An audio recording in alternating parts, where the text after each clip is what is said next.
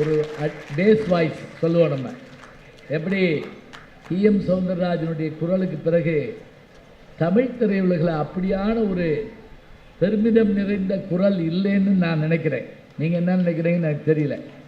ஒரு ஆண்மையும் பெருமிதமும், அதுலேயும் அந்த அடிமை பெண் படத்தில் பல்லாண்டு கழித்து தன்னுடைய அம்மாவை போய் பார்க்க போகிறப்ப அந்த கதாநாயகன் பாடுற அந்த பாட்டை அவர்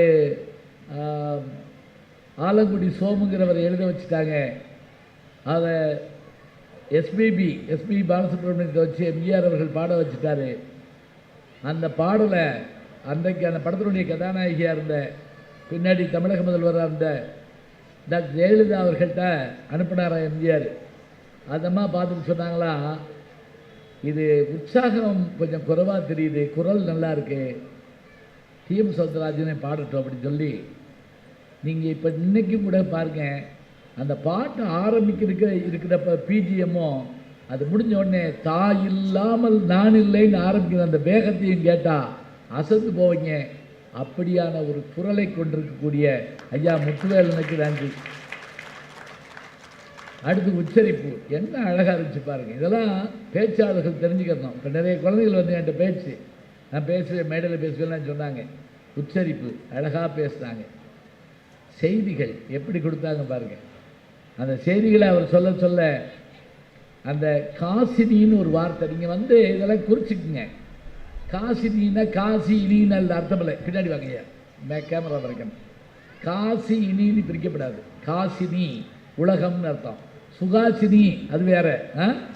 சரி, இப்போ அடுத்து சொன்னார், இன்னைக்கு என்னென்ன வகையில் ஒரு தொலைபேசி நமக்கு செய்தியை தருது, அதே போல் ஒலி வடிவமாக வரி வடிவமாக இருந்தது, ஏட்டில் இருந்து புத்தகமாக வந்துச்சு, அது வரி வடிவமாக இருந்து ஒலி வடிவமாச்சு. அதனால் பார்வையில்லாத நண்பர்களும் காதில் கேட்டுக்கிட்டாங்க. அது உண்மை தானே? ஆண்களும் சமைக்கணுங்கிறத ஒன்று சொன்னார்ல, அதில் தப்பு இல்லைங்க. சமைக்க பழகணும். யோசிச்சு பாருங்க.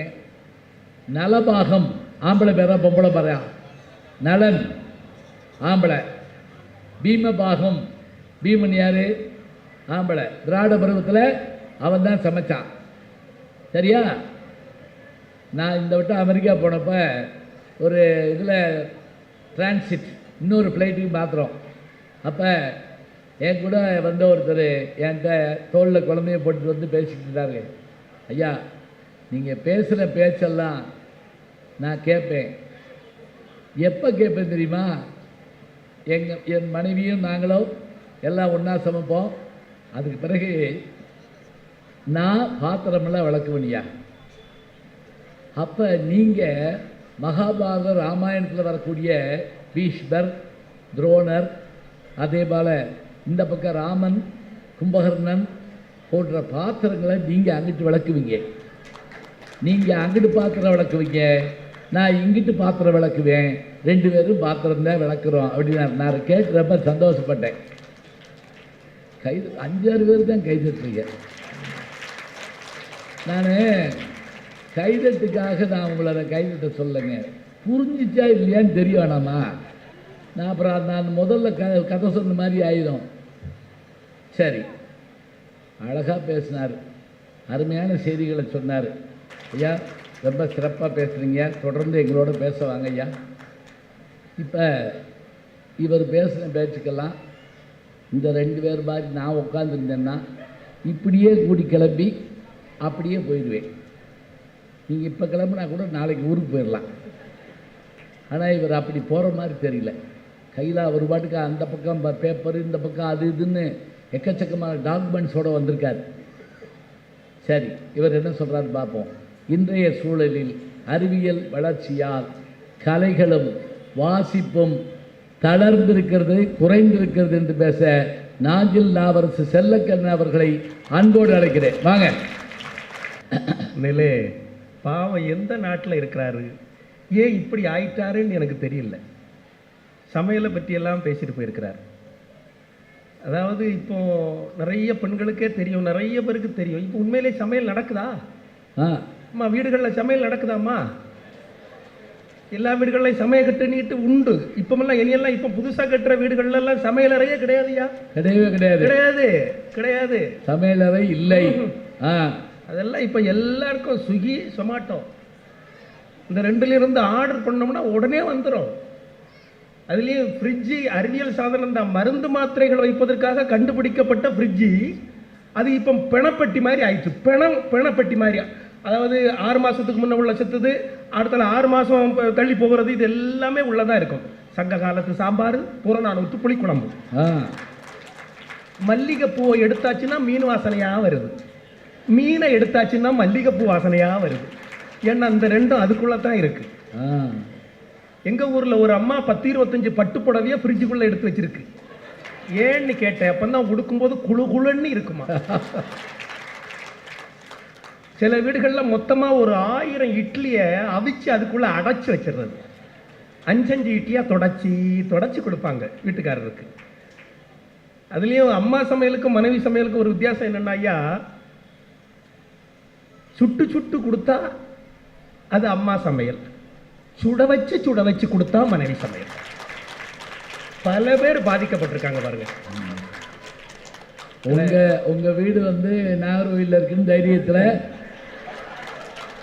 இங்கேருந்து பேசினா கேட்காதுன்னு நினச்சி அது இந்த இது போகும் ஊருக்கு. அதில் அவர் வேற சமையலுக்கு நிறைய ஆப்புகள் இருக்கா, ஆப்புகள் நிறைய இருக்கா. அது ஆப் இல்லை, ஆப்பு. நம்ம மொத்தமாக ஆப்பு ஆயிற்று.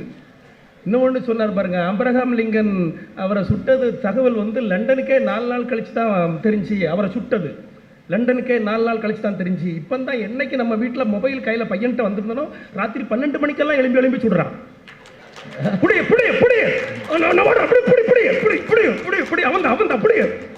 தூக்கத்தில் அப்பனை சுட்டுட்டான். நல்ல வேளை தூக்கத்தில் தான் சுட்டான். என்னைக்கு செல்லு வந்தோ அன்னையிலிருந்து சொல்லு போச்சு. ஆகா, அருமை. போய்விட்டது. ஞாபகத்தில் வச்சுக்கோங்க. நல்ல அறிவியல் சாதனத்துக்கெல்லாம் எதிராளி இல்லையா. நான் எதிராளி உண்மையிலே இல்லை. நானும் பயன்படுத்துகிறேன், மொபைல் இருக்கு. ஆனால் ஒரு தகவல் சொல்கிறேன், கேட்டுக்குங்க. என்னைக்கு நம்ம வீட்டில் மிளகு அரைக்கிறதுக்கு அப்படின்னு ஒரு அம்மி இருந்துச்சு, ஆட்டு உரல் இருந்துச்சு மாவுக்கு, அப்படித்தானம்மா, துணி துவைக்கிறதுக்கு நமக்கு கல் இருந்துச்சு. ஆனால் என்னைக்கு வாஷிங் மிஷினு, என்னைக்கு மிக்சி, என்னைக்கு கிரைண்டர் வந்தோ பல பேருக்கு உள்ள ஒட்டுமொத்த நோய் அவ்வளோ வந்துட்டு. உண்மைதானா? ஆடி காரில் போனால் வசதி உள்ள ஆள் இல்லை, ஆம்புலன்ஸில் போகாமல் இருக்கணும். ஆகா, அதான் நமக்கு ஆரோக்கியம். இன்னைக்கு அறிவியல் சாதனங்கள் ஒட்டுமொத்த ஆரோக்கியத்தையும் நம்ம இன்னைக்கு பலி கொடுத்துட்டு இருக்கோம். ஒரு தகவல், உண்மையான தகவல் ஒன்று சொல்றேன், கேட்டுக்குங்க. இது வேதனையில சொல்றேன். ஏன் நான் உண்மையிலே வேதனையில சொல்றேன். அதாவது அந்த காலத்தில் ஒவ்வொரு மாவட்ட முக்கியமான இடங்கள்லையும் மது அடிமைகள் மறுவாழ்வு மையம் இருந்து இல்லையா ஐயா, மது அடிமைகள் மறுவாழ்வு மையம் இருந்துச்சு. ஆனால் இப்போ அரசாங்க ஆஸ்பத்திரிக்கு உள்ள தனி ஒரு அலுவலகம் திறக்கப்பட்டிருக்கிறது. எதுக்கு தெரியுமா? நெட் அடிக்ட்ஸ், அதாவது இணையதள அடிமைகளினுடைய மறுவாழ்வு மையம் திறந்திருக்காங்க. ரொம்ப வேதனையா இருக்கு. நம்முடைய பிள்ளைகள் எல்லாம், நீங்க சொல்றீங்க என்ன வாசிக்கிறா, அச்சு வந்ததுல இருந்து தான் ரொம்ப ரொம்ப அபூர்வம் ஆயிடுச்சு அப்படின்னு சொன்னீங்கல்ல.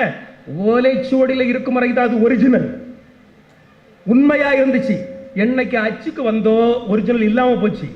இன்னைக்கு அப்படி யார் வாசிக்கிறா சொல்லுங்க பாப்போம். நியூஸ் பேப்பர் எத்தனை பேர் வாசிக்கிறோம்? வாசிக்கணும் அப்படின்னு சொல்லுங்க, அது சரி, நான் ஏத்துக்கிறேன்.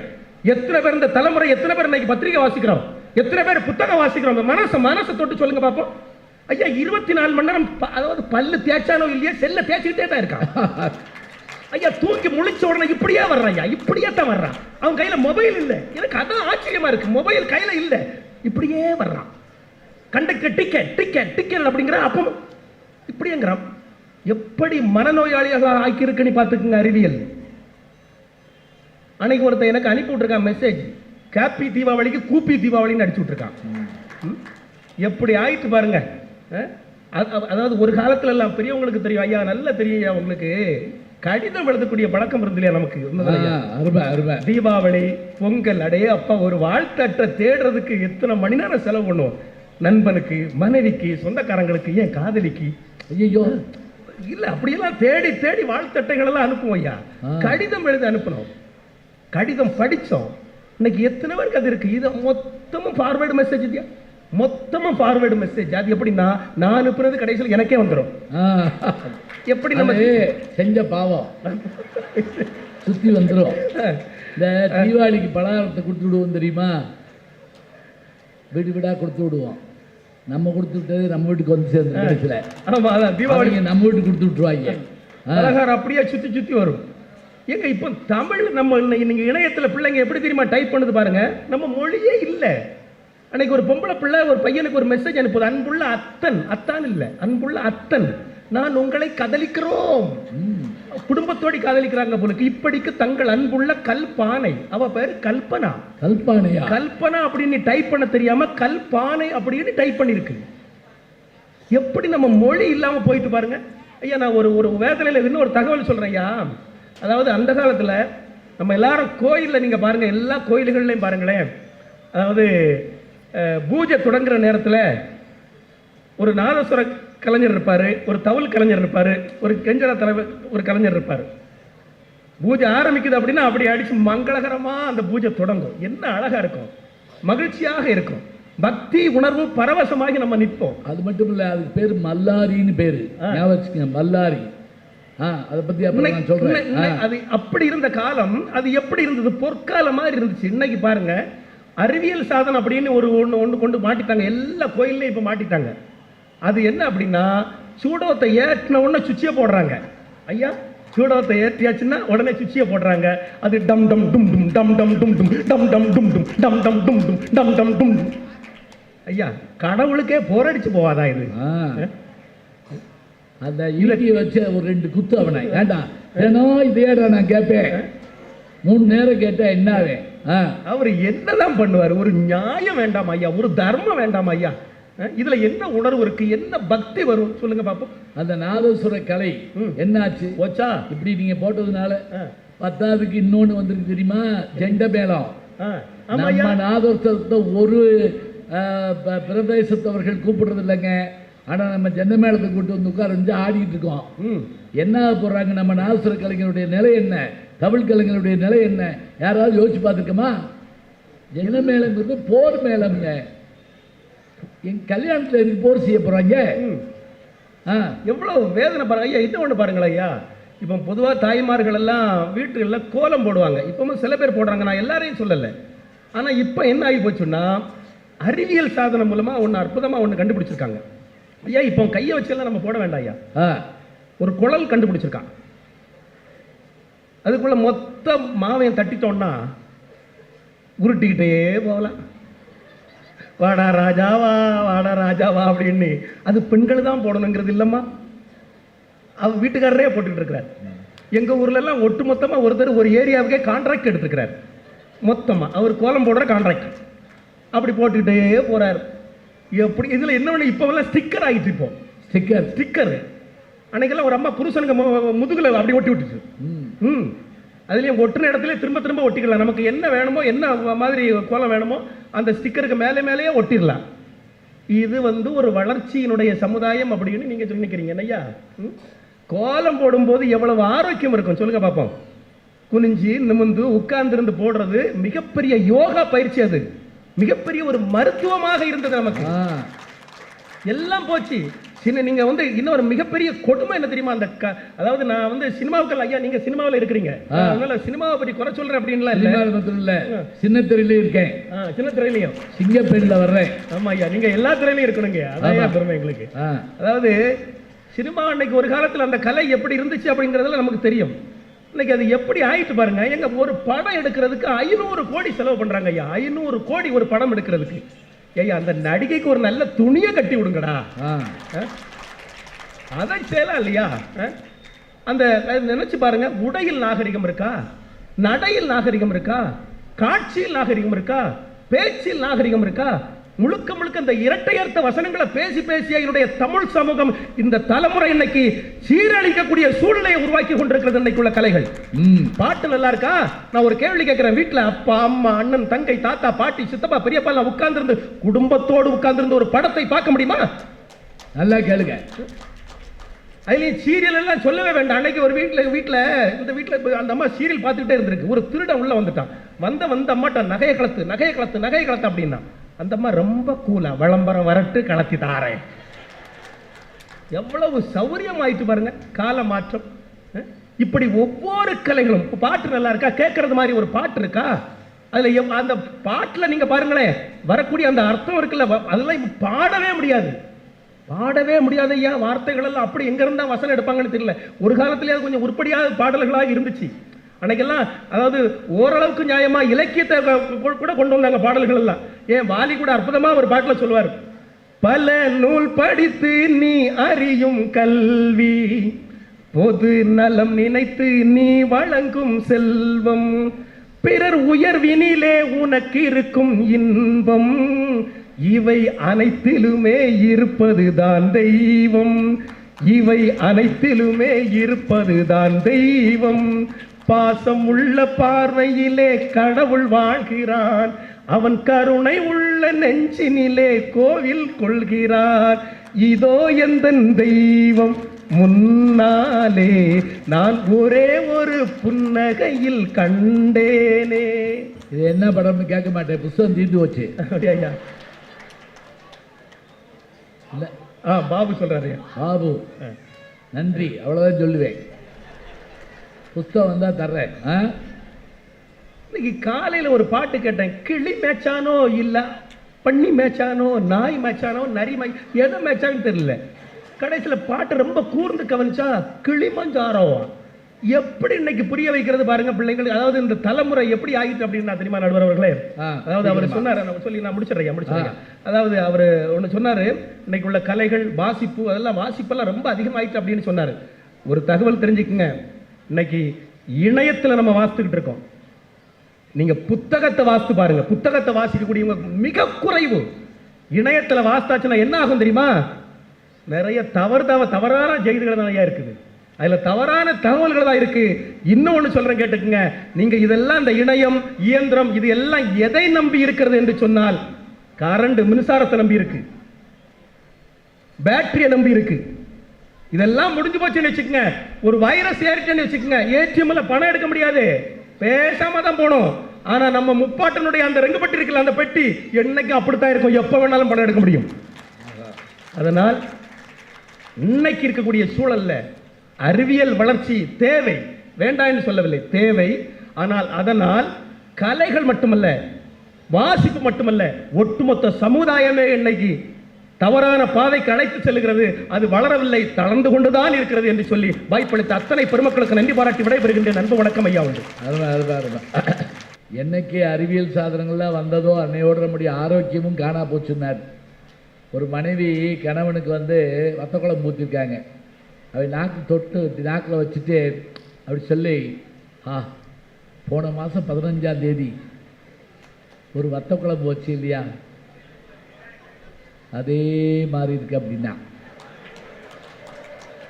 அதே தான் பேசாமல் சாப்பிடு.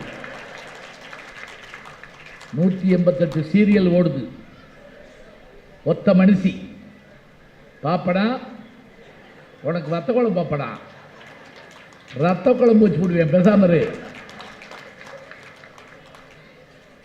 சொன்னார். என்ன செஞ்சிச்சு உங்க அறிவியல்? இதெல்லாம் எனக்கு தெரிஞ்சு நான் பேச ஆரம்பித்த காலத்தில் தரையில் தாங்க உட்காருவோம், மணல் அதுவும் சாதாரண ஜமுக்காலம் அப்படி தான் உட்காருவோம். இப்போ உட்கார முடியாதுல்ல, எந்திரிக்க முடியாது, உட்காந்தே இருக்க வேண்டியதுதான். என்ன அழகா சொன்னார். அதே போல் குழந்தைகள் எங்க வீட்டில் லைட் எறிகிறத பார்த்துருக்கோம், போர்வைக்குள்ள லைட் எறிகிறத பார்க்குறீங்களா? இப்போ தான் புரிஞ்சிருக்கோம் உங்களுக்கு. எல்லா லைட்டையும் அமர்த்திட்டு பார்த்தா போர்வைக்குள்ளே பார்த்துக்கிட்டு இருக்கான். திருடங்கள்லாம் அழுகிறாங்க, இவங்க தூங்கவே மாட்டாங்களா? எங்களுக்கு வாழ்க்கை அது, நீ அவங்க ஏதாவது நிவாரணம் கேட்டு வர போறாங்க. அழகா சொன்னாங்க, கடிதம் போச்சேங்க, நான் எழுதுவது கடிதம் அல்ல, உள்ளம், அதில் உள்ளதெல்லாம் எழுத்தும் அல்ல, இப்போ இந்த கடிதத்தோட பெருமை என்ன? உங்களுக்கு நான் சொல்கிறேன், இன்னொரு புத்தகம் படிங்க, கோகிலாம்பாள் கடிதங்கள். யார் தெரியுமா? யோசிச்சு வைங்க, சொல்கிறேன். சொல்லிட்டீங்களான்னு பரவாயில்ல. சரி, அடுத்து கேட்டார். அந்த கடிதத்தை வந்ததை ஒருத்தர் படிக்க எல்லாருமே உட்காந்து கேட்டு, இன்னொரு அந்த 3வது வரி இன்னொருக்க படியே, என்ன படி, அம்மா எப்படி இருக்காங்க அது படி, கேட்டு கேட்டு இன்புறுவாங்க. அதே போல் கோயிலில் நாதஸ்வரம் இந்த ஓசை கேட்டால் சாமி பெறப்படுதுன்னு அர்த்தம். அதுக்கு பேர் தான் மல்லாரி. இந்த ஓசை கேட்டால் சாமிக்கு நீர் எடுத்துகிட்டு வர்றாங்கன்னு அர்த்தம், அபிஷேக மல்லாரி. அதே மாதிரி சமையற்கூடத்திலேருந்து மடப்பள்ளியிலேருந்து சாமிக்கு பிரசாத பொருள் கொண்டு வர்றாங்கன்னா அதுக்கு ஒரு நடை, ஒரு வாசிப்பாங்க. கொஞ்ச நாளைக்கு முதல்ல ரவி சுப்பிரமணியம் என்கின்ற ஒரு எழுத்தாளர் மிக அருமையாக தினமணியில் மல்லாரி பற்றிய அந்த கட்டுரை எழுதியிருந்தாருங்க. என் யூடியூப் சேனலில் கூட நான் அதை பற்றி பேசியிருந்தேன். மல்லாரியினுடைய அந்த பயன்பாடுகள் எப்படி இருக்குன்னு வெளியிலேருந்து கேட்கலாம். சாமி பரப்பிட்டுருச்சு, சாமி வந்துடுச்சு, சாமி போயிட்டுருக்கு, அழகாக சொல்லலாம். இப்படியான செய்திகள் எல்லாத்தையுமே அருமையாக சொல்லி இன்னைக்கு எங்களுக்கு நாங்கள் எதிரி இல்லை, கவலையாக இருக்குது அப்படின்னு சொல்லியிருக்காங்க. இப்போ ஆண்கள் பேசிட்டாங்க, பெண்கள் பேச வர போகிறாங்க. பெண்கள் பேசினா மரியாதை அதிகம். எப்படின்னு கேட்குறீங்களா? வீட்டு வாசலில் கல் பிள்ளையார் மாதிரி ஆம்பளை உட்காந்துருப்போம். ஒரு பிச்சைக்காரன் கூட நம்மகிட்ட சோறு கேட்டதில்லை. அம்மா தாயை நம்மளை கேட்டுக்கானா, எப்பா பெரியப்பா 2 இட்லி போட்டு கேட்டுக்கானா? இல்லை. இப்போ எங்கே பிச்சைக்காரனே காணும். அப்படியே வந்தாலும் அவங்க இங்கிலீஷில் பேசுகிறாங்க. நேற்று ஒருத்தன் என்கிட்ட மதுரை பஸ் ஸ்டாண்டில் 10 rupees இருக்குமா அப்படின்னா, நோ அப்படின்னேன், தேங்க்ஸ், போயிட்டேன். என்ன சொல்ல, இது பரவாயில்லைங்க. போன வாரம் சென்னைக்கு ஷூட்டிங் போயிருந்தப்ப கோயம்பேடு பஸ் ஸ்டாண்டில் இறங்கி நின்றுக்கிட்டு இருக்கேன். ஒருத்தன் என்கிட்ட வந்து வாய் பேச முடியாத ஊமையா 10 ரூபா கொடுங்கன்னு கேட்டான். நான் ரொம்ப இறக்கப்பட்டு கொடுத்துட்டு யோசிச்சு எப்படா கேட்டான் அப்படின்னு யோசிச்சேன். அவனே சொல்கிறான் வாய் பேச முடியாத ஊமையா. சரி, பெண்கள் பேச வர்றாங்க, தயாராக இருங்க. அதில் குறிப்பாக பேராசிரியை மோகனாம்பாள் அவர்கள் பாடவும் பேசவுமாக செய்திகளை தர இருக்கின்றார். அறிவியலுடைய வளர்ச்சியால் கலைகளும் வாசிப்பும் வளர்ந்திருக்கிறது என்று பேச வாங்க. அறிவியல் வளர்ச்சியால் கலைகளும் வாசிப்பும் வளர்கிறதா தளர்கிறதா, இதுதான் தலைப்பு. மாற்றவே இல்லை. அதான் இந்த 2 பேருக்கும் உண்மையிலேயே ஒரு பெரிய பாராட்டு தெரிவிக்கணுங்க ஐயா. ஏன்? புத்தக கண்காட்சியில வந்து உட்கார்ந்து பேச கூப்பிட்டு உட்கார வச்சு வாசிப்பு தளர்கிறதுன்னு பேசுறதுக்கு ஒரு தைரியம் வேணும் பாருங்க. அதுக்கே அவங்களுக்கு பெரிய பாராட்டு கொடுக்கணும். மத்தியானம் சாப்பிட்ட சாப்பாடு நினைக்கல, அந்த நன்றியாவது வேணாம். சென்னை போன்ற பெருநகரங்கள்ல மட்டுமே நடைபெற்ற புத்தக கண்காட்சிகள் இன்னைக்கு மாவட்டங்கள் தோறும் நடைபெறுதுன்னு சொன்னா வாசிப்பு அதிகமா இருக்குன்னு அர்த்தம். எப்படி தளர்கிறதுன்னு உங்களால பேச முடியுது? யோசிச்சு பாருங்க. யாழ்ப்பாணம் ஒரு நூலகம் கடல் கொள்ளல் அழிஞ்சு போச்சு. இன்னைக்கு போன்ற அறிவியல் கண்டுபிடிப்பு அன்று இருந்திருந்தால் அந்த யாழ்ப்பாணத்தில் இருந்த பல்வேறு லட்சக்கணக்கான தமிழ் நூல்கள் பதிப்பு செய்யப்பட்டிருக்கும்னு சொன்னா இந்த அறிவியல் வளர்ச்சியால தளர்ச்சின்னு எப்படி இவங்களால பேச முடியுதுன்னு தெரியலங்க ஐயா. மருத்துவ யாழ்ப்பாண நூலகம் எரிந்ததை பற்றி எழுத்தாளர் சுஜாதா அவர்கள் ஒரு நெடுங்கதை எழுதியிருப்பார். அற்புதமான கதை, படிச்சு பாருங்க. அந்த கதையோட பேர் யாராவது சொன்னீங்கன்னா கூட நாங்கள் பரிசு தருவோம். யோசிச்சு வைங்க, நீங்கள் பேசுங்க. பாரதி சொன்னா, தேமதுர தமிழோசை உலகமெல்லாம் பரவும் வகை செய்தல் வேண்டும்னு. அந்த பாரதி கண்ட கனவு இன்னைக்கு யூடியூப் மூலமாகவும் வலைதளங்கள் மூலமாகவும் எல்லா மக்களுக்கும் போய் சேருதுன்னு சொன்னா இதுதானங்க அறிவியலோட வளர்ச்சி. இன்னைக்கு காஞ்சிபுரத்துல புத்தக கண்காட்சின்னு 10 நாளைக்கு முன்னாடியே அழைப்பிதழ போட்டு எல்லா குழுக்களுக்கும் வாட்ஸ்அப்ல போய் இன்னைக்கு திரளாக இத்தனை பேர் வந்து சேர்ந்திருக்காங்கன்னு சொன்னா இதுதானங்க அறிவியல் வளர்ச்சியால இந்த வாசிப்பு வளர்ந்திருக்கு. வாசிப்பு மட்டும் போதுமான்னு இல்லாம பேச்சுக்களையும் இங்க வச்சு கூடவே நாள்தோறும் ஒவ்வொரு பரதக்கலை சிலம்பக்கலைன்னு நடத்துறாங்கன்னு சொன்னா புத்தக கண்காட்சியோடு சேர்ந்து இங்க கலைகளும் வளருதுன்னு சொன்னா இதுதானங்க அறிவியலோட உச்சக்கட்டம்னு சொல்ல முடியும். யோசி, எங்க அணித்தலைவர் சொன்னாரு, ஐயா பேசுவதை நான் வீட்டுல இருந்தே கேட்கிறேன்னு. இன்னும் ஒரு படி மேல போய் சொல்லலாம். ஐயா பேசுறத வீட்டுல இருந்து கேட்கறது மட்டும் இல்ல, ஐயா பேசிய பதிவுகள் காலந்தோறும் அழிக்க முடியாமல் அந்த பதிவில் இருக்கும். எத்தனை ஆண்டுகள் கழிச்சு வேணாலும் கேட்டுக்கலாம்னு சொன்னா இதுதானங்க அறிவியல் செய்திருக்கக்கூடிய மிகப்பெரிய சாதனை. ஃப்ரிட்ஜ் மிக்சி எல்லாம் எங்க அண்ணன் அவர் இஷ்டத்துக்கு திட்டுறாரு. என்னென்ன பிரச்சனை உங்களுக்கு? மிக்சி மாவாட்டுறாரு, அதனால பிரச்சனை. இந்த மிக்ஸ் இல்லைங்கய்யா, எனக்கு அவர் சொன்ன உடனே ஒரு யோசனை வந்தது. மிக்சி இருக்குல்ல, இந்த மிக்சி இல்லாததுனால ஒரு குடும்பமே பிரிஞ்சு போச்சு. சிவபெருமான் குடும்பம் ஒரு பழம் கொடுத்து நாரதர் கொடுத்தாரு, குடும்பமே 2ஆ போச்சு. போய் உலகத்தை சுத்தி வான்னு சொன்னாரு, முருகப்பெருமான் எடுத்துட்டு மயில் எடுத்துட்டு கிளம்பிட்டாரு. பிள்ளையார் என்ன பண்ணாரு, அப்பா அம்மா தான் உலகம் சுத்தி வந்து பழத்தை வாங்கி சாப்பிட்டாரு. ஆனா உண்மையிலே நான் யோசிக்கிறேன், அன்னைக்கு பார்வதி கையில மிக்சி இருந்திருந்தா பழத்தை ஜூஸை போட்டு 2 பேருக்கும் கொடுத்துருப்பா, பிரச்சனையே இல்லாம போயிருக்கும். இன்னும் அறிவியல் கண்டுபிடிப்பு அப்படி எல்லாமே பிரச்சனைன்னு பேசினா எப்படி சார்? மிக்சி இல்லைன்னு கூட நான் வருத்தப்படல, நீங்க எல்லாம் போயிட்டீங்களேம்மா அன்னைக்கு. இந்த யோசனைலாம் எப்படித்தான் வருதோ தெரியல.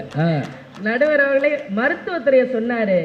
மருத்துவத்துறையில உலக அளவுல நாம இன்னைக்கு எவ்வளவு முன்னோக்கி இருக்கோம். இறந்து போறவங்களை கூட இன்னைக்கு இதய மாற்று அறுவை சிகிச்சை மூலமா உயிர் பெற முடியும்னு சொன்னா 10 ஆண்டுகளுக்கு முன்னாடி இதேந்திரன் ஒரு பையன் இறந்து போறான், அவன் மூளைச்சாவு அடைந்து போறான். அவனுடைய 9 உறுப்புகளை எடுத்து 9 பேருக்கு தானமா கொடுத்தாங்கன்னு சொன்னா இது மருத்துவத்துறையில் அறிவியலின் சாதனை இல்லையா?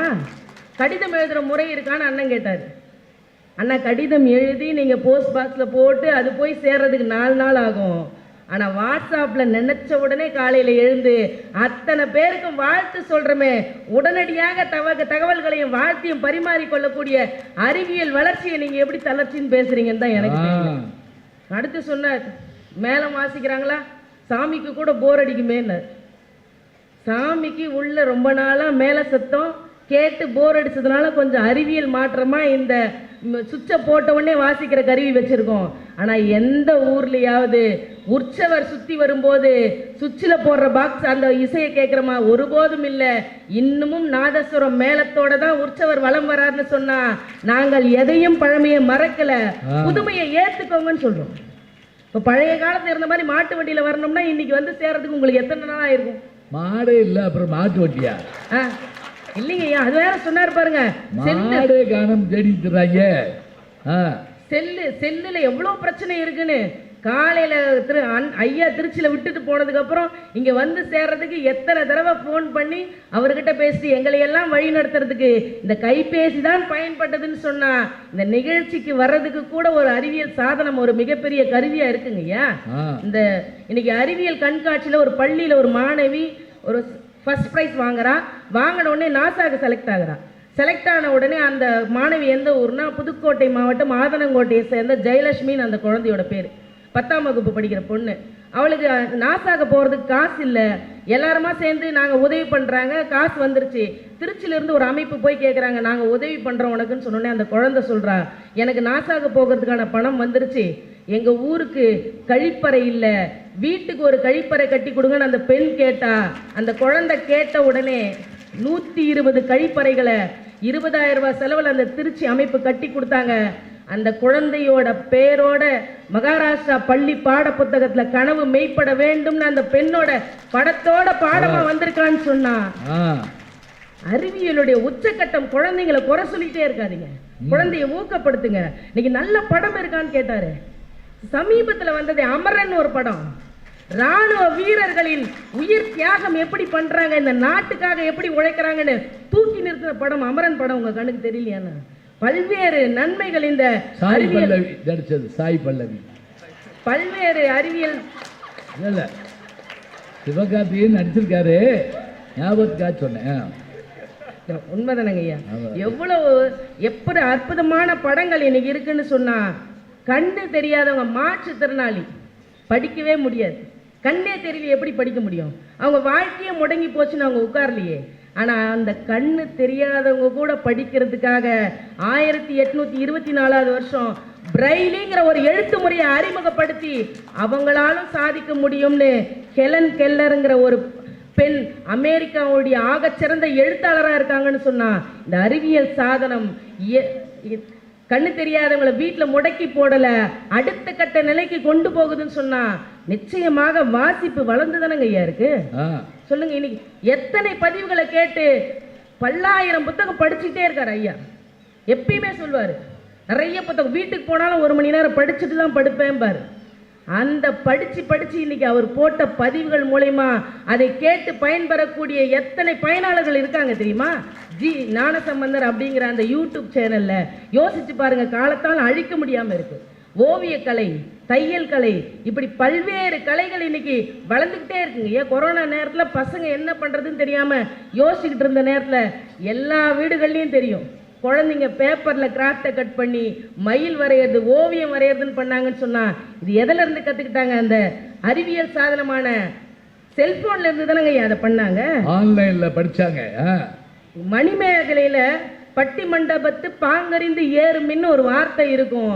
ஆனா இன்னைக்கு அந்த பட்டிமன்றத்தை உலக அளவில் இருக்கக்கூடிய தமிழர்களுக்கு கொண்டு போய் சேர்க்கக்கூடிய ஒரு பேச்சுக்கலையை ஆகச்சிறந்த நடுவராக இருக்கக்கூடிய எங்க ஐயா வளர்த்து கொண்டிருக்கிறாருன்னு சொன்னா, இந்த பேச்சுக்கலை கூட உலகம் முழுவதும் போய் சேர்வதற்கு அறிவியல் சாதனம் ஒரு மிகப்பெரிய விஷயமா இருக்கா இல்லையா? இந்த காஞ்சிபுரத்துல கட்டைக்கூத்து வளர்ச்சி சங்கம்னு ஒன்று இருக்கு. இந்த கட்டைக்கூத்து 1990களில் நலிவடைந்து வரும்போது அதை தூக்கி நிறுத்தணுங்கிறதுக்காக 2002வது வருஷம் ராஜகோபால் அப்படிங்கிறவரும் அவருடைய மனைவி நெதர்லாந்து நாட்டை சேர்ந்த அண்ணா எம்டேங்கிறவரும் சேர்ந்து இந்த சங்கத்தை உருவாக்கி இன்னைக்கு பல ஆயிரம் கல்லூரி மாணவிகள் அந்த கட்டைக்கூத்து பயிற்சி எடுக்கிறாங்கன்னு சொன்னா இதுதானங்க ஐயா கலையோட வளர்ச்சி. எப்படி உங்களால பேச முடியுது? தளர்ச்சி தான் அடைஞ்சிருக்குன்னு யோசிச்சு பாருங்க. பாரதிதாசன் சொன்னான், நூலைப்படி, சங்கத்தமிழ் நூலைப்படி, காலையில் படி, கடும்பகல் படி, மாலை இரவு பொருள்படும்படி, அகம்படி, புறம்படி, அப்படியே இன்பம் படி, புறப்பொருள் படின்னு வரிசையா பாரதிதாசன் சொல்லக்கூடிய அத்தனை நூல்களையும் ஒற்றை செல்போன்ல படிக்க முடியும்னு சொன்னா இதுதாங்க ஐயா அறிவியலோட வளர்ச்சி. வாசிப்பு பழக்கம் எப்படி குறைஞ்சிருக்குன்னு சொல்றீங்க? நிறைவா நான் எப்படி சொல்றேங்க ஐயா, கழுத்துக்கு கீழே செயல் இருந்து போச்சு ஒருத்தருக்கு. 21 வயதுல அவருக்கு அந்த நரம்பு நோய் வருது. எதுவுமே பண்ண முடியாதுன்னு சொல்றாங்க. ஒரு அறிவியல் சாதனத்தை கண்டுபிடிச்சு அவர் மூளையில நினைக்கிறது இங்க தாட வழியா கம்ப்யூட்டர்ல பதிவாகிற மாதிரி ஒரு இயந்திரம் கண்டுபிடிச்சு அவர் எழுதின ஒரு புத்தகம் காலத்தின் ஒரு வரலாற்று சுருக்கம் என்ற கட்டுரை தொடர் சண்டே டைம்ஸ் இதழில் 237 வாரங்கள் வெளிவந்து சாதனை படைச்சது. அவர் பேர் ஸ்டீஃபன் ஹாக்கிங். அந்த ஒற்றை மனிதர் அண்டவியலை பத்தி மிகப்பெரிய ஆய்வு பண்ணியிருக்காருன்னு சொன்னா இந்த அறிவியல் வளர்ச்சி அடுத்த நிலைக்கு தானங்க கொண்டு போயிருக்கு. அப்போ இன்னைக்கு இருக்கக்கூடிய இந்த அறிவியல் வளர்ச்சியால நிச்சயமாக வாசிப்பும் கலைகளும் அடுத்தடுத்த நிலைக்கு தான் சென்று கொண்டிருக்கிறது.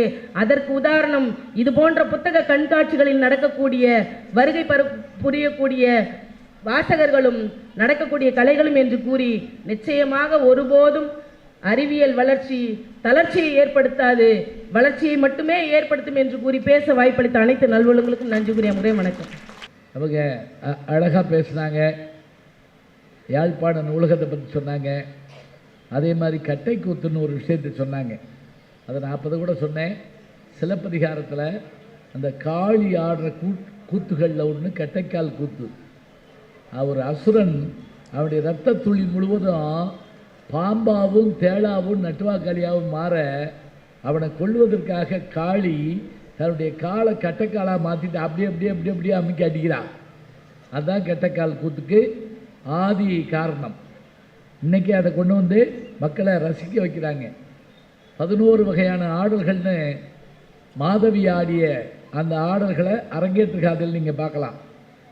அவர் சொன்ன மாதிரி யூடியூப் சேனலில் சித்திர சிலம்புன்னு இருக்குங்க. நான் பேசுனது 1.25 மணி நேரம் பேசியிருப்பேன்.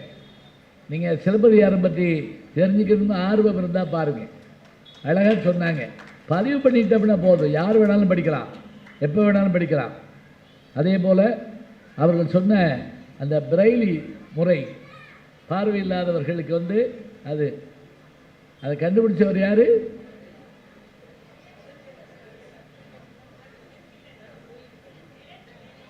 லூயி பிர்லி தான், ரைட் தான், பிரைல். ஒரு உண்மை தெரியுமா, அவருக்கும் பார்வை இல்லை. அவருடைய அப்பா கொடைக்கம்பி சரி பண்ணக்கூடிய வேலை செய்தவர். இவர் 6 வயசு குழந்தையா இருக்கப்ப அதை போய் அப்படி எடுத்தார்ல, அந்த கம்பி படார்னு கண்ணில் குத்தி 2 கண்ணும் பார்வை போச்சு. தனக்கு ஏற்பட்ட கதியை போல ஏற்பட்டவர்கள் படிக்க முடியாமல் போயிருமேன்னு தான் அவர் அந்த பிரெய்லி என்கின்ற அந்த முறையை கண்டுபிடித்தார். ஒரு மனிதருக்கு வந்த தீங்கும் கூட பிறருக்கான நலன் என்று நினைத்தால் அதுதான் வாழ்க்கைங்க. அருமையாக அழகான விஷயத்தை சொன்னாங்க. இதெல்லாம் எங்கே படிக்கிறீங்கன்னு கேட்டால், நீங்கள் படிக்கணும்னு ஆர்வம் இருந்தால் அந்த புத்தகம் உங்களை நோக்கி வருங்க, அவ்வளோதான். நீங்கள் கவனமாக இருங்க, ஈர்க்கணும் அப்படியே. இப்போ நிறைவாக நம்முடைய வணக்கத்துக்குரிய பேராசிரியை விமலா அண்ணாதுரை அவர்கள் அறிவியல் வளர்ச்சியால் கலையும் வாசிப்பும் தளர்ந்துதான் இருக்கிறது என்று பேச வருகிறார். வாங்க. நடுவர் அவர்களே, அறிவியல் வளர்ச்சியால் கலைகளும் வாசிப்பும் வளர்ந்துள்ளதா தளர்ந்துள்ளதா? நீங்க மட்டும்தான் தலைப்பை முழுமையா சொல்லுவீங்களாமா? நானும் சொல்ல மாட்டோமா? அதுல எதிரணி தலைவர் வந்து தொடங்கி வச்சார். அந்த பாட்டு சொல்லுங்க பாப்பா. அந்த பாட்டு யார் எழுதுனாங்க? கண்ணதாசன் தானங்கய்யா. சபாஸ். பார்த்தீங்களா, அவர் ஒரு மேடைக்கு வந்தா இப்படி ஏதாவது கேள்வி கேட்போம் தெரிஞ்சா தான் பயம் இருக்கும். இது குன்றக்குடி அடிகளார் காலத்துல இருந்து வர்றது. ஏன்னா அவர் கவியரங்கத்துல தமிழ் வணக்கமா சொன்ன பாட்டு இது. ஐயா வந்து கண்ணதாசனுடைய பாட்டு, கவியரங்கத்துல பாடின பாட்டு. ஏன் நான் இந்த தலைப்பு சொன்னேன் தெரியுங்களா? நீங்களாம் ரொம்ப தெளிவான சுவைஞர் பெருமக்கள். அறிஞர் அண்ணா வாழ்ந்த மண்ணில் வாழக்கூடிய ஒரு மிக அருமையான சுவைஞர் பெருமக்கள். இவரு வந்து நின்றுகிட்டு என்ன சொன்னாரு? இந்த மைக் இல்லாம வாழ முடியுமா? இந்த கேமரா இல்லாம வாழ முடியுமா? இல்ல நீங்க கார் இல்லாம வர முடியுமா? எங்க அணில செல்போன் இல்லாம இருக்க முடியுமா? நான் என்ன கேட்கிறேன், அறிவியல் வளர்ச்சியினால வாழ முடியுமா வாழ முடியாதாங்கிறது தலைப்பு கிடையாது. அறிவியல் வளர்ச்சி வாசிப்பை மேம்படுத்தி இருக்கிறதா என்பதுதான் தலைப்பு. அதை இல்லைன்னு நாங்க சொல்றோம். என்ன வந்து சொன்னாரு? ஆப்ரஹாம் லிங்கன் இறந்து போயிட்டாருங்க. அது தெரியறதுக்கு 4 நாள் ஆச்சு. அறிவியல் இருந்திருந்தா உடனே தெரிஞ்சிருக்குமே. நாங்க என்ன சொல்றோம்னா, அறிவியல் இல்லாத காலத்திலேயாவது இறந்தவர் 4 நாள் கழிச்சு தெரிஞ்சாரு. இப்ப உயிரோட இருக்கிறவங்க எல்லாம் உங்க இளைய செத்து போயிட்டாருன்னு சொல்லுதேங்க. அவரே வந்து நின்றுட்டு இல்லைங்க நான் சாகல பேட்டி ஒரு அறிவிப்பாளர், இலங்கை அறிவிப்பாளர், நான் உயிரோடு இருக்கேன்னு அவர் சத்தம் போட்டுக்கிட்டே இருக்காரு. போட்டு விட்டாக்கி அவங்க பாட்டுக்க அவர் வந்து பேட்டி கொடுக்கிறார். நான் உயிரோடு தான் இருக்கிறேன் என்பதை வருத்தத்தோட தெரிவித்துக் கொள்கிறேன். இதுதானே உங்க இணையம் பண்ணிட்டு இருக்கிறேன். இவங்க இருவருமே சொன்ன செய்தி என்ன? கைபேசியில நூலகமே இருக்கு, கைபேசி முழுக்க நூல்கள் இருக்கு, அதையெல்லாம் படிக்கலாமேன்னு ஒருத்தர் இவங்க வேற வந்து சொன்னாங்க. நூலைப்படி, சங்கத்தமிழ் நூலைப்படி, காலைப்படி, கடும்பகல் படி, மத்தியானப்படி, இரவு படி, காப்படி, அரைப்படி. நாங்களும் சொல்றோம் படிக்கிறானா. அதே பாரதிதாசன் சொன்ன மாதிரியே பாரதி சொல்லுவான். எப்படி தெரியுமா நூல்களை வாசிக்கணும்? தெளிவுறவே அறிந்திடுதல், தெளிவு தர மொழிந்திடுதல், சிந்திப்பார்க்கே கலிவளர உள்ளத்தில் ஆனந்த கனவு பல பாட்டல். இது எல்லாம் புத்தகத்தை கையில வச்சு வாசிச்சாதான் வருமே தவிர நீங்க சொல்ற செல்போன்ல பாக்குறதுனால வரவே வராதுங்க. அதான் நாங்க பேசிட்டு இருக்கிறோம். கூகுள்ல போட்டுக்கலாம் ரைட்டுன்னு யார் சொன்னா சொல்லுங்க பாப்போம். எப்படி தப்பு இருக்கு தெரியுமா? ஏன்னா தப்பானவே அதை ஏற்றி விட்டானா அது தப்பா தான் சொல்லும். அது வேற. இவங்க வந்து திருவிளையாடல் படத்தெல்லாம் வந்து இங்க ரீல் ஓட்டிட்டு போனாங்க. அப்ப வந்து பழம் கொடுத்தாங்களாம். அப்ப மிக்சி இருந்ததுன்னா பார்வதி தேவி மிக்சியில், அது பார்வதி தேவி அரைப்பாங்களா இல்லை அவங்க அணில சொன்ன மாதிரி சிவபெருமான் அரைப்பாரான்றது தனி பட்டிமன்றம். அரைச்சு கொடுத்துட்டு இருப்பாங்களா? ஏமா அறுக்கவே கூடாதுன்னு விதி சொல்லியிருக்காரு. இயந்திரத்தை வச்சு அரைச்சிடுவீங்களா நீங்க? நல்லா படிக்கணும். பழத்தை பழக்க கூடாது சொல்லிட்டார்ல. புளியலாமா? அடுத்தது வந்து என்ன சொன்னாங்க? பிரெய்லி முறை. உண்மையிலேயே அறிவியல் வளர்ச்சி மொத்தமா நாங்க தவறுன்னு சொல்லலைங்க. நிறைய நல்லது செய்து. ஆனால் வாசிப்புல சொன்னீங்கல்ல நீங்க, பார்வையற்றவர்களுக்கு அறிவியல் என்பது வாசிப்பிற்கான ஒரு வழியை திறந்து விட்டிருக்கிறது. நாங்கள் வணங்குறோம். ஆனால் இந்த செல்போன் மூலம் இந்த இளைய சமுதாயம் படிக்கிறதுனால இன்றைக்கு கண் பார்வை இழந்து நிற்கக்கூடிய இளைஞர் எவ்வளவு பேர் இருக்கிறாங்க. அப்படி போடுங்க. கண்ணாடி ஏன் போட்டுருக்கீங்க நீங்க? எடுத்து நிறைய செய்தியை அறிவியல் நாங்கள் இருக்கு கலைகளை பற்றி சொன்னார் அவர். வானமாமலை என்கிற நாட்டுப்புற ஆய்வாளர் ஐயா அவர் சொல்லியிருக்காரு, கலைகள் இந்த தமிழகத்தில் 1200 கலைகள் இருந்து தான் நாட்டுப்புற கலைகள். இன்றைக்கு அந்த 1200 கலைகள் இவர்களது அறிவியல் வளர்ச்சியால 20 கலைகளாக சுருங்கி விட்டது என்று அவர் ஒரு ஆய்வை பதிவு செய்கிறார். ஏன் இன்னைக்கு பாருங்க, கிராமத்தோடு என்ன சொல்றாங்க, கலையா அதெல்லாம் ஒண்ணு வேணாங்க, திண்டுக்கல் ரீட்டாவை கூட்டுவாங்க. நாங்கெல்லாம் வருத்தப்படாத வாலிபர் சங்கம், வரலன்னா இந்த நாட்டை விட்டே போயிடுவோங்கிற நிலைமையில இருக்கிற போது எப்படி நீங்க கலைகள் வளருதுன்னு சொல்றீங்க? நாட்டுப்புற கலைகள் அப்படிங்கிறது தன்னம்பிக்கையை வளர்க்கக்கூடியதுங்க. அப்படி ஓரமா நின்று ஒரு அம்மா பாட்டு பாடும், அழகா அந்த கலையை படிக்கும் பொழுது ஒரு பாட்டு, அங்க பாடும் பொழுதே குழந்தை தூங்கிட்டு இருக்கும். அப்படி ஒரு தன்னம்பிக்கை குடிக்கக்கூடிய கலை இன்னைக்கு உங்ககிட்ட இல்லையே, எப்படி நீங்க இந்த கலைகளை வளர்க்குதுன்னு சொல்றீங்க? அடுத்து ரொம்ப அருமையான ஒரு செய்தியை சொன்னாங்க, கலைகளை ஆன்லைன் மூலம் கத்துக்கலாமா. ஏங்க, குருன்னு ஒருத்தர்கிட்ட கத்துக்கக்கூடியது தாங்க கலைனே பேரு. குரு இல்லாத கலை எங்கேயாவது வாழுமா நான் கேட்குறேன். அந்த குருவோட பாணின்னு ஒன்று இருக்குங்க. அந்த பாணி அவருடைய அனுபவம். கண்ணதாசன் கிட்ட கண்ணதாசன் ஒரு அழகான ஒரு கவிதை எழுதியிருப்பார். இறைவனும் கண்ணதாசனும் கடவுளும் பேசிக்கிறாங்களாம். பிறப்பெண் வருவது யாதென கேட்டேன். கண்ணதாசன் இறைவன் கேட்கிறார். பிறந்து பாருன இறைவன் சொன்னான். படிப்பெனப்படுவது யாதென கேட்டேன். படித்து பாருன இறைவன் சொன்னான். மனையா சுகம் எதுவென கேட்டேன். மணந்து பாருன இறைவன் சொன்னான். அன்பனப்படுவது எதுவென கேட்டேன். பகிர்ந்து பாருன இறைவன் சொன்னான்னு லைனா சொல்லிட்டே வருவார். கடைசா வறுமை எனப்படுவது யாதென கேட்டேன். அதில் வறுமையில் வாடிப்பார் என்று இறைவன் சொன்னான். இறப்பு என்பது யாதென கேட்டேன். இறந்து பார் என இறைவன் சொன்னான். அனைத்துமே அனுபவித்தேதான் அறிய வேண்டும் என்றால் ஆண்டவனே நீ எதற்குன்னு கேட்டானா கண்ணதாசன். உடனே ஆண்டவன் சற்றே அருகினில் அந்த அனுபவமே நான் தான் என்றான் என்று அந்த கவிதையை முடிச்சிருப்பார். அப்படி அனுபவமாக இருக்கக்கூடிய இந்த ஒரு குருவிடமிருந்து ஒரு கலையை கற்கிறது உங்களுக்கு வளர்க்குமா? இல்லை நீங்க ஆன்லைன் மூலம் யோகாவை கத்துக்கிறாங்க ஆன்லைன்ல, எங்கேயாவது அடுக்குமா? மூச்சை இழுத்து விடணும் போது தான் காலிங் பெல் அடிக்குது.